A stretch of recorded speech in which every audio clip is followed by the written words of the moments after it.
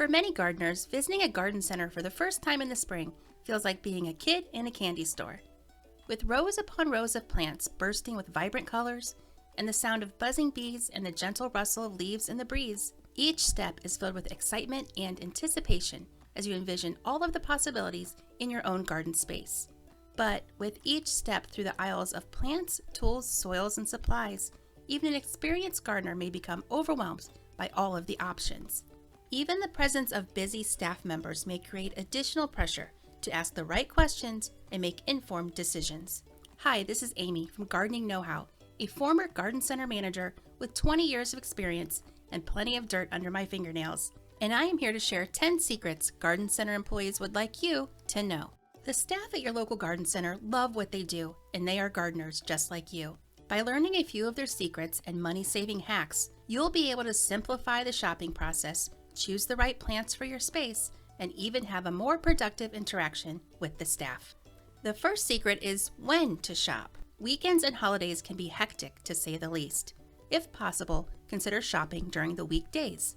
Visiting during the week allows you to avoid the crowds, experience shorter wait times at checkout, and garden center staff may have more time to provide expert advice. Plus, your best selection of plants is often during the week, as trucks typically deliver fresh stock on weekdays. The garden center may seem overwhelming with plants spaced in even rows in all corners of the lot, but most of the time, the placement of these plants may indicate a clue as to their light requirements. For example, if you are in need of shade-tolerant shrubs, look for sections that are under black shade cloth, pergolas, or awnings. Also, if plants are placed in hot blazing sun all day, it can be assumed that they will tolerate those same light conditions in your garden. By carefully examining these clues, you can make informed decisions about which plants will thrive in your garden's light conditions, ensuring the happiness and health of your plants. Many plants have an informational tag attached to the pot or hung from the foliage. The information provided on the tag is crucial and should be reviewed before purchase. It may indicate light requirements, mature size, soil preferences, and more. For example, you wouldn't want a 10-foot tall shrub in a space under a window, as it might block your view. Plus, nearby informational signs may offer additional information not found on the plant tag. The same goes for a packet of seeds.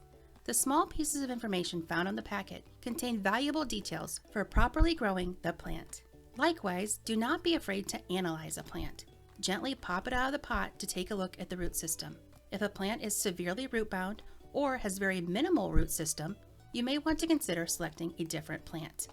Many larger garden centers offer soil and mulch in bags and in bulk by the cubic yard.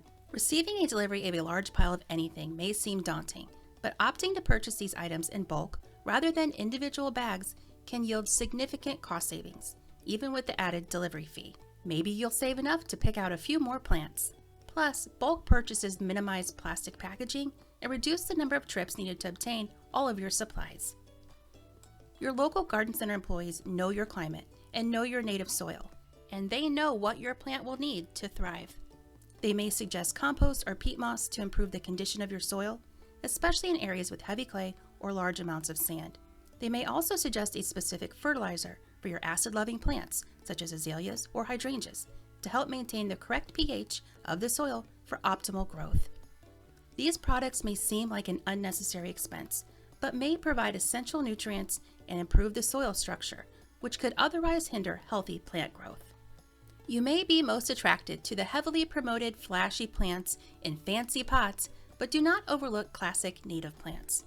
Garden center staff know and love native plants, as they are well adapted to your local climate and soil conditions, making them easy to care for, low-maintenance choices for your garden. Plus, native plants are less prone to insect and disease issues and can benefit local wildlife and the pollinator population. So on your next shopping trip, be sure to seek out native plants over newer cultivars and hybrids, especially if you prefer a hassle-free landscape with minimal upkeep. Another secret that garden center employees will share is the suggestion to plant in multiples of odd numbers, as this is one of the fundamental principles of good landscape design. Odd-numbered groupings create a sense of visual interest, creating a balanced and visually pleasing design. They may suggest 3 or 5 of the same plant to help create that natural balance in the landscape. Sure, you may need only one tree or one single specimen as a focal point, but smaller shrubs and especially perennial plants are best planted in drifts of odd-numbered plantings. Annual flowers are the backbone of many garden center businesses. However, like you, garden center employees have limited free time and understand the time-consuming and costly nature of planting the same plants every year. For this reason, they may suggest incorporating perennials into the landscape to help maximize your gardening budget. You will plant them just once and they will return year after year, eliminating the need for yearly replanting expenses associated with annuals. Many perennials offer a diverse range of bloom times and boast attractive foliage that provides texture and contrast throughout the growing season. You can also divide perennial plants after a few years of growth to expand your plant collection for free.